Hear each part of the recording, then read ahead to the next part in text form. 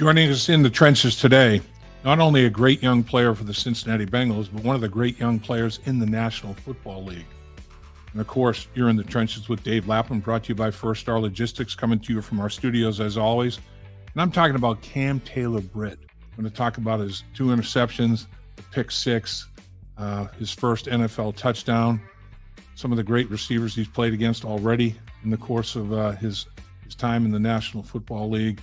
Cam Taylor-Britt is a physical football player who loves to hit people, and he loves the game. You're going to love him.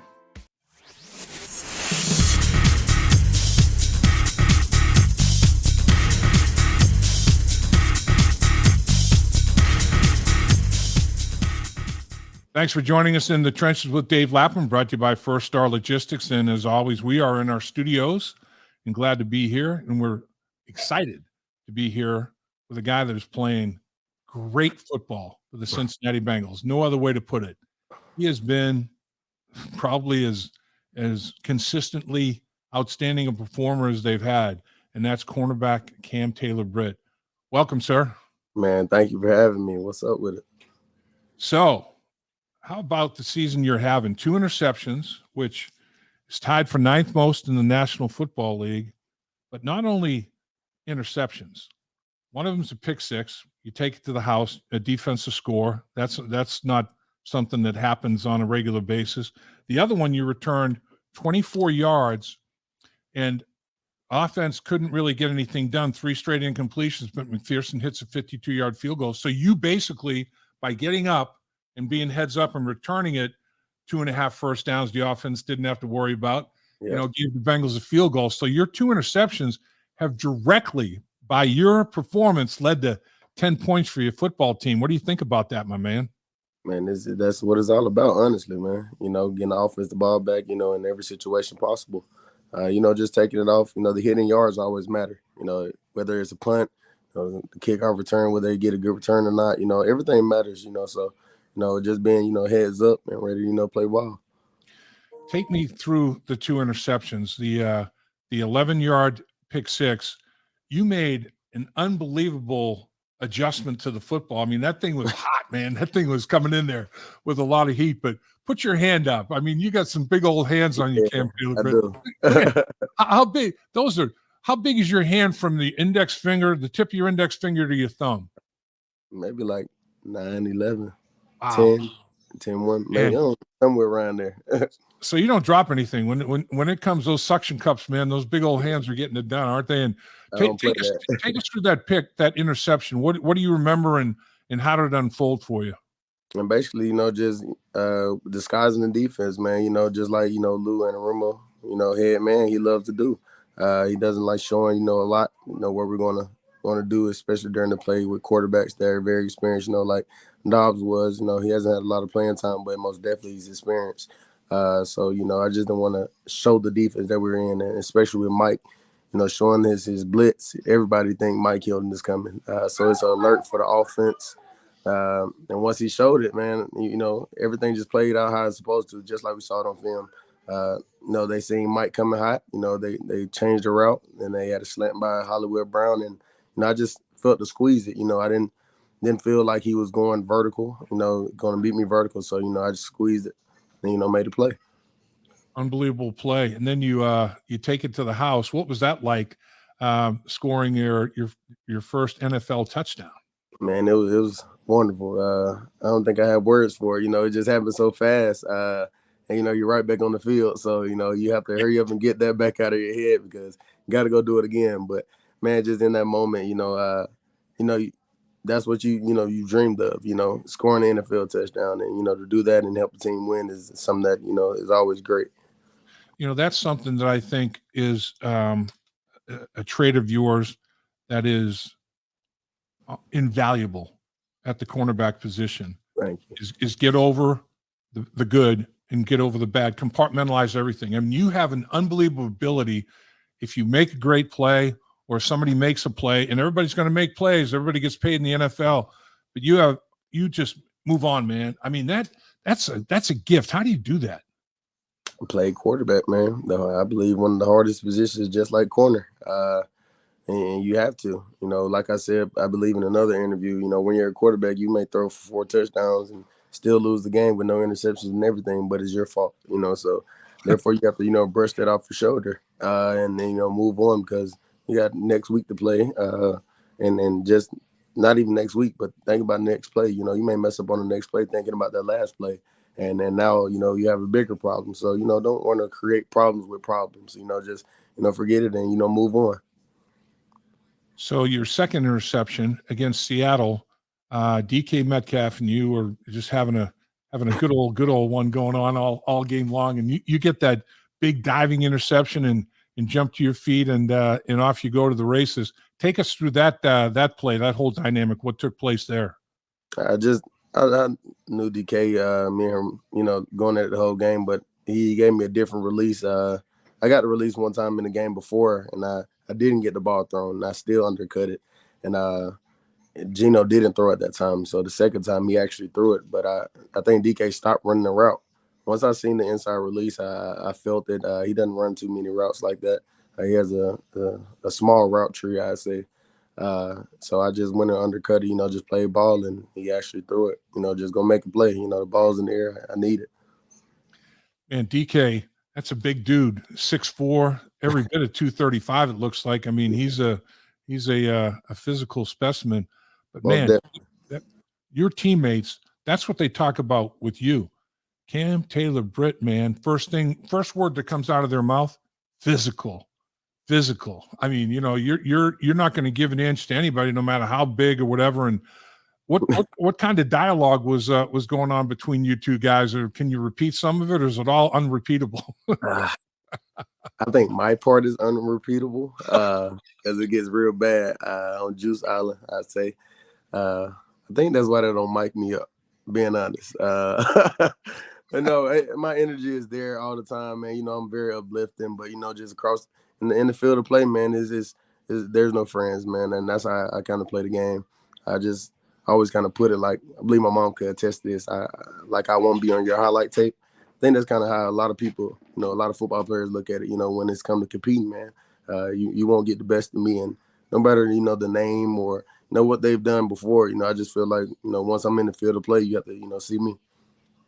So when he lost his cool and got the big penalty, what went through your mind? Was it like, yeah, man? Yeah. Yeah. That's exactly, I believe that's exactly what I did on the field too. So, I saw the ball caught and it was like 40 yards away. And, and I was about to go get the ball. I'm like, dog, he's right there. I see, the guys rallying. But, he just tries to, finish a block, when it wasn't really a block and it didn't have anything to do with the play. I was just kind of frustrated, man. And, when it did happen, I was like, yes, I looked right at the ref. I was like, you got that, huh? He was like, I got you, twin. And I was like, let's go. So, I just, once that happened, I just felt like, I had him. And I just continued to, be a nagging brat the whole game. Like that. Nagging brat. That's great. So going against Jamar Chase as often as you have, I mean, there's not many, or if any, better than that guy. I mean, that's a challenge in itself, isn't it? Going against him as often as you have? Yeah, most definitely. I feel like that's the best, work that you can get. I feel like I'm in the best position that, any corner could be in, continuously going against him, going against him, through the spring OTAs and everything else. Just kind of prepare me for, the season to face every other top receiver, for every other team. So, that's all that did was prepare me. You talked about Lou Anarumo and how he can disguise, and he is so clever with his pressure packages, and then he'll bluff them, and then he'll bring it, and you don't know exactly. I mean, pre-snap to post-snap, you guys are in a totally different coverage, at times. And how difficult is his scheme to learn, or is it, man, once you understand what Lou's trying to do, it's easy? I think it's really that part that you just said. You need to know, why he's calling it. Why are we in this situation right here? And really the why. In the defense that we're running. It's all situational football, and he has his own way of doing things. He knows these coaches and the way their minds work, and he's played these teams multiple times. He knows a lot of things go. So most definitely going into, different game plans, he wants to, switch it up, and he'll get on us if we're not doing it in practice. He's like, you have to show this and get on it, so, just so in the game, it's not a problem. How big is the speed starting to show itself that you guys have in the back end? It seems like everybody runs sub 4.4 for sure. A lot of guys are sub 4.3, and it's like now the young guys are really starting to feel comfortable. And when there's no hesitation, and you guys are just going to, man, it is a blur back there. You guys have all kinds of speed. How big is that? Man, I think it's huge, man. I was just telling my brother yesterday, just guarding young guys now, like even I'm a young guy, but just rookies, just to come. You got to be ready to run, because at the end of the day, these guys are fresh out of college. These guys can run. Like we have some guys that they got run on the back end. Dax Hill, Tyson Anderson, DJ Turner, and you can put DJ Ivy in there. He's fast. Cheeto. We have a lot of speed on the back end. So most definitely, we harp on not getting beat deep. A lot of people can't run past us, so it's a lot of over routes running from us, away from us. Just sitting it down in zones and things. So when we run man, that's when a lot of things get shut down. Your red zone defense in the last win was, as good an effort as I've ever seen. I swear, man. It was like in the second half, they had 4 red zone opportunities. You held them to a field goal, and the interception that Mike had, and then held them on downs 2 times, on 4 downs. 3 times they get no points. Now 5 times on the season in the red zone, you guys have held the opponent with no points, and that's top 5 in the league in itself as well. What is it about the mentality, or what is a mentality you have to have that kind of success in the red zone? I think it's just our defense mentality, and I think everybody on, the defense has it. I don't think, a lot of teams harp on the fact that, yards don't equal points. It doesn't matter, I wouldn't say it doesn't matter in the field of play what happens, but most definitely that end zone is a no-go. And we can't allow it. We harp on it, and we really mean it. Well, how beneficial, you mentioned you had played the quarterback position. How beneficial is your time at the quarterback position to you now, where you're seeing route concepts and all that sort of thing, and having a little bit of a heads up, and even having to execute it on the offensive side of it when you were playing quarterback, and now you can decipher it. So is it easier to do on the back end now after having played quarterback? I say it's easier now that in year 2, I can say that I've seen some things, and I've been able to, play in some games. And it's kind of repetitive, it's a repeat league. And also just the quarterback spot does help me out a lot. I tend to, use that, the concepts and everything, the down and distance, just the situations, to my advantage. Just knowing, what the offense needs in certain points of the game. And, just needing a 2-minute, drill, especially that's when, I most definitely use it, as far as like getting out of my breaks, slow or fast, it just depends on, the situation in the game. When you guys are in the red zone and making plays down the stretch to win football games, is there much talk? Do you guys have a lot to say to each other, or is it just like, no, everybody knows they got to put the nose to the grindstone, man, it's time to go to work? Or what takes place? What's the huddle like in the red zone when you guys are getting ready to stuff an opponent like that, man? Everybody's talking. All 11. I don't believe there's not one person that isn't talking on the defense. Yeah, and it's just we all work together, man. Everything works as one on the defense. Leave one person blows one thing, it could be a touchdown, big play, explosive, first down, anything. And that's one thing I think we do best. Everybody has to know the same thing. And it's communicated from Nick Scott with Logan to Pratt to Dax to me to the other corner. It all works together. We have to talk to Sam sometimes on the end, Trey. It all goes together. So, just calling defense down there, it gets very talkative and loud. You have to be, locked in because, they're doing speed breaks, getting on the ball fast. It's not more vertical routes and everything now. It's more, going sideways, running past you, picking you. That's how it goes down there. Yeah, I mean, there's no such thing as over communicating in those times, is there? I mean, it's like whatever's on your mind, let it go. It's like we gotta Right. make sure we're on the same page. What about in the huddle itself? Like when you guys it's fourth down, and do you guys is there a guy that is the vocal guy in the huddle before you break the huddle and all the communication that goes on, like you're talking about? But is there anybody that just brings together, or is it just like, hey man, everybody knows what they have to do, let's go get it done?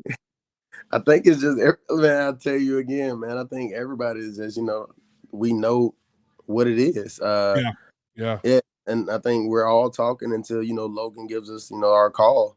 And then we, kind of quiet then. But back again, we're back talking because we got the call. Now we see the formation. Now we have to, do our pre-snap stuff, get the checks, somebody moves. It all changes. So, man, it's very talkative on the field, man. Especially at home games, it's very loud. Sometimes we can't even hear the call. I just have to run out there, line up, get a signal from somebody, or as I'm yelling, Mike, as I'm 7 yards, 8 yards off, and I'm like, all right, because we got to go and get lined up, But that's how it is. People don't understand that. That's something that you just bring up a very interesting point. Mm-hmm. Home fans, when they're making it difficult on the opposing offense, it's difficult for you guys too, because man, you guys have to do a lot of communicating. Are there a lot of sophisticated hand signals and body language type stuff that you guys rely on? Yeah, we have some hand signals for all of our calls. I say, no, too many situations we can't get a call in, fast enough. Coach is signaling from the sideline, we go and get it in. But yeah, it moves fast, man. So you got to go ahead and get lined up, and play. They don't have to wait on defense. So, when was the aha moment when you lined up against whoever at whatever point in your career, and it was like he made a big play, and you're like, oh man, this NFL is boy, everybody's pretty good. These guys are good up here. Did you have any moment like that, or can you remember anything that was like kind of unique and special from what you'd faced or experienced in the college ranks? Because you played at a high level collegiately, for sure. Yeah, I'm just trying to think of a player that. Oh, well, a player that actually, is who I looked up to, growing up, Amari Cooper, man. And I forever give him his props. He's a vet, savvy vet. He has some moves that a lot of people, can't even work on, for years to come. He's so experienced. But yeah, that's when I believe I was like, yeah, we're in the league. I believe it was my very first game though. It was my first. It was my first start, Cleveland, my rookie year. And that's when I was like, okay, the guys that you've been watching, on TV are really like that. Step your game up and let's get to it. So what was your bye like, Cam? What was the bye week like for you? The bye week was very chill, man. Honestly, just playing this long, season that we have upcoming. We got an early bye, which I feel like, was needed, especially for this year's team, man, with a lot of, guys that were banged up. But, I chill with the fam, winning. Took Zeus, a couple of dates and things like that. But, really rested, man. Just make sure that the body's right. Huge week coming up. Just want to execute and, go off last week. So have you spent much time looking at the 49ers on tape? I mean, what did you do? Did you get away from tape study and all that sort of thing and really rest your mind as well as your body during the bye week? And now you're back at getting ready for the upcoming opponent. How much football did you do during the bye? Did like 3 days of football, and I tried to rest, and I rest. So it was pretty good. But yeah, coach said to send the film out, and I was already, kind of on it. And then even last night, just watching the game, I was watching the game as, it was film study, just calling our calls to some of their plays that they were running, just seeing what the Vikings were doing against their offense, just to, just get a feel of, what they had going on, see their play of the day, everything else, just to, make sure I'm on my P's and Q's, coming up this weekend. And the Vikings, they blitz like 57% of the time. I mean, they're coming Flores was sending all the them. time. He was sending them. He was bringing them all. But obviously, they did a good job on McCaffrey. I think he's the head of the snake. I mean, you can't let that guy get off, can you? Yeah, that's their number one weapon, most definitely in the passing game. He can catch the ball and make something happen with screens. Also, just out the backfield, just very elusive, patient. And once he's patient and he sees it, he's hitting it, with nothing left in it. And, you have to tackle, game tackle. Not just, trying to big hit. His balance is very good. You got to wrap and roll, come up with a body part. So, that's how we got to play this game, fast and physical. That pressure maybe didn't get a ton of sacks, but it had Purdy getting off his spot. I mean, that's a goal, isn't it? Get the quarterback at least off his spot and make him reset a little bit. Yeah, that's I think the biggest thing, honestly, because he's a system, kind of quarterback. He is very precise with certain things. He doesn't, let's say he takes shots. He doesn't, I say trust himself like that. So he's most definitely going to manage the game type deal. Yeah, but that's the type of guy he is. So Debo is going to miss the game. They mentioned that last night, that he's going to miss another week with that. He's got a hairline fracture in his shoulder. Who do you think you're going to you're lining up against that number one guy? Who are you looking forward to matching up with, or is it to be determined, I guess? Nah, so I thought it was going to be Debo, so it should be Ayuk. That's what it's Ayuk. going to be. Yeah. Yeah. What do you think about Ayuk? Yeah, good player. He makes some good plays. I feel like,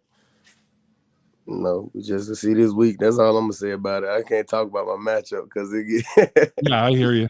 I hear you. I'll tell you, that's 49ers. Their first 5 games of the season, they didn't score less than 30 points. Man, they're a juggernaut. But here they've had some tough sledding. They haven't scored 20 points in the last couple of matchups. So it'll be interesting. They had a couple of road games. Now they're going back home. You guys coming off the bye week, it's going to be a real interesting matchup. If you had to pick a couple of musts that you have to do, you mentioned McCaffrey, obviously controlling him. What would be the next thing? How can I put it? Honestly, I think just leading from front, man, just making them play from behind. I don't think they're the team to, like you said, put up huge numbers and, especially come from behind when they're always leading. He doesn't have the Tom Brady effect, I say, to come back within 21 points or 14 of that, and, win those type of games, most definitely. So we want to, put him in that position to, where he's, really fighting, actually put him in the passing situations to make him, throw outside throws, because he throws more intermediate throws, inside throws, just making him, play not himself. That's it. Right. Make him uncomfortable at every just like that. off his spot when he's looking down the field. Just make him uncomfortable, man. That's going to be a big factor in the football game.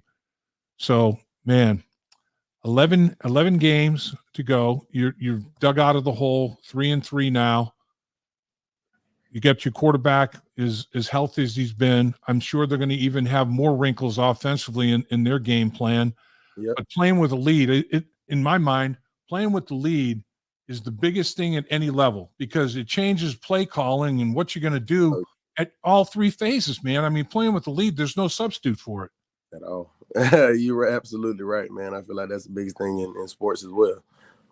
Yeah. I mean, in Minnesota, they never trailed. They never trailed in a football game. They left some points on the board as well, that I say that they could have went down, and actually beat, the brakes off the 49ers.